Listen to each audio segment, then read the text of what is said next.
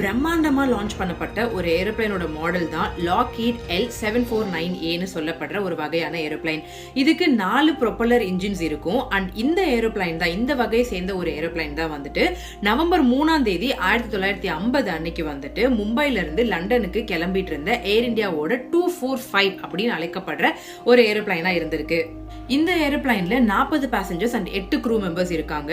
And நான் already சொன்ன மாதிரி இது ரொம்ப லாங் ஜர்னின்ற காரணத்தினால இது ஃபர்ஸ்ட் மும்பைல இருந்து எஜிப்ட்ல உள்ள கைரோக்கு போகும், திருப்பி கைரோல இருந்து சுவிட்சர்லாந்துக்கு போகும். ஸோ சுவிட்சர்லாந்துக்கு போற வழியில தான் இந்த பிரச்சனை வருது. எஜிப்து கைரோல இருந்து சுவிட்சர்லாந்துக்கு போகிற வழியில பைலட்ஸ் வந்து ஒரு விஷயத்த நோட் பண்றாங்க. அவங்க போயிட்டு இருக்க வழியில வந்துட்டு வெதர் ரொம்பவே மோசமா இருக்கு, ரொம்பவே மேகங்கள் வந்து பனிமூட்டத்துல இருக்கிறத அவங்களால நோட் பண்ண முடியுது. இந்த ஏரோப்ளைன் வந்துட்டு பிரான்ஸுக்கும் இட்டலிக்கும் நடுவுல உள்ள மான்ட் பிளாங்க் அப்படின்னு சொல்லப்படுற ஒரு மலையை கடந்து தான் சுவிட்சர்லாந்துல உள்ள ஜெனீவாக்கு போய் சேர முடியும். ஏடிசிக்கு ஒன்ஸ் வந்து அந்த ஃபிளைட் ரேடார் விட்டு மறைஞ்சதுக்கு அப்புறமா சர்ச் டீம்ஸ் அலர்ட் பண்ணாங்கன்னு சொன்னேன் இல்லையா, அப்போ அவங்க கிட்ட கொடுக்கப்பட்ட அந்த லொகேஷன் எதுன்னு சொல்லி பார்த்தோம் அப்படின்னா இந்த மான்ட் பிளாங்க்னு சொல்லப்படுற பிரான்ஸ்க்கும் இட்டலிக்கும் நடுவுல இருக்கக்கூடிய அந்த மான்ட் பிளாங்க்னு சொல்லப்படுற அந்த மலையோட லொகேஷன் தான் காட்டுச்சு. இந்த இன்சிடென்ட் நடந்தது நவம்பர் மாசம்ன்ற காரணத்தினால அந்த மலை ஃபுல்லாவே பனிகளால மூடப்பட்டு இருந்தது. ஸோ இது வந்து சர்ச் டீமுக்கு இன்னுமே ஒரு பெரிய சவாலா அமைஞ்சது.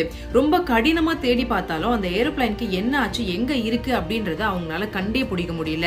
கஷ்டப்பட்டு 2 நாளா தொடர்ந்து தேடினதுக்கு அப்புறமா அவங்களுக்கு அந்த பனிகளுக்கு நடுவுல சில பாகங்கள் கிடைக்குது. அண்ட் அந்த ஏரோப்ளைனோட மெயின் பார்ட்ஸ், அந்த பேசஞ்சர்ஸ் எல்லாமே பனிகளுக்குள்ள வந்துட்டு மறைஞ்சிருக்காங்க. அவங்க எங்க இருக்காங்கன்றத அவங்களால தெளிவா கண்டுபிடிக்க முடியல. அண்ட் எல்லா டிராவலர்ஸும் எல்லா பேசஞ்சர்ஸும் கண்டிப்பா இறந்திருப்பாங்க அப்படின்னு சொல்லி அனௌன்ஸ்மெண்ட் கொடுக்குறாங்க. எதனால இந்த விபத்து நடந்திருக்கும்? அந்த பைலட்ஸ் விபத்து நடக்கிறதுக்கு கொஞ்ச நேரத்துக்கு முன்னாடி கூட ஏர் டிராபிக் கண்ட்ரோலர்ஸ் கூட கனெக்ஷன்ல தான் இருந்தாங்க. எந்த ஒரு தொழில்நுட்ப கோளாறும் இல்ல, எந்த ஒரு ஃபெயிலியரும் இல்ல, ஏரோப்ளைன் நல்லா தான் இருந்துச்சு. அப்படி இருக்கும்போது என்ன பிரச்சனையா இருக்கும், எதனால இந்த விபத்து நடந்திருக்கும் அப்படின்ற ஒரு மிகப்பெரிய கேள்வி எல்லார் மத்தியில இருந்துச்சு. ஆனா அவங்க யாருனாலையுமே ஒரு தெளிவான பதில் வந்து கொடுக்க முடியல. ஏன்னா 1950கள்ல வந்துட்டு இப்போ இருக்கிற அட்வான்ஸ் டெக்னாலஜிஸ் எதுவும் இல்ல.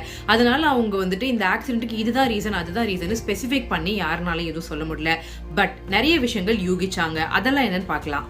கிட்டத்தட்ட 15,300 அடியில பறந்துட்டு இருக்கும் போதுதான் இந்த ஏரோப்ளைன் நேரா போய் மலையில இடிச்சு அது வந்து ஆக்சிடென்ட்டுக்கு உள்ளா இருக்குன்றது தெரிய வருது. முதல் விஷயம்.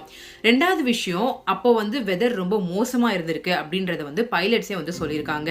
ஸோ இதை வச்சுட்டு வந்துட்டு என்ன விஷயம் கணிக்கிறாங்கன்னு பார்த்தோம்னா, வெதர் ரொம்ப மோசமா இருந்த காரணத்தினால பனிகளும் வந்துட்டு மேகங்கள் மாதிரியே ரொம்ப வெள்ளையா தான் தெரியும். ஸோ பைலட்ஸுக்கு வந்து சரியா விஷன் கிடைக்காம பனிகளை வந்து மேகம் நினைச்சு வந்து அதுல போய் இடிச்சிருப்பாங்க. அதுதான் வந்துட்டு இந்த ஆக்சிடென்ட், இந்த விபத்துக்கு வந்துட்டு மெயின் காரணமா இருக்கும் அப்படின்னு சொல்லி சொல்றாங்க.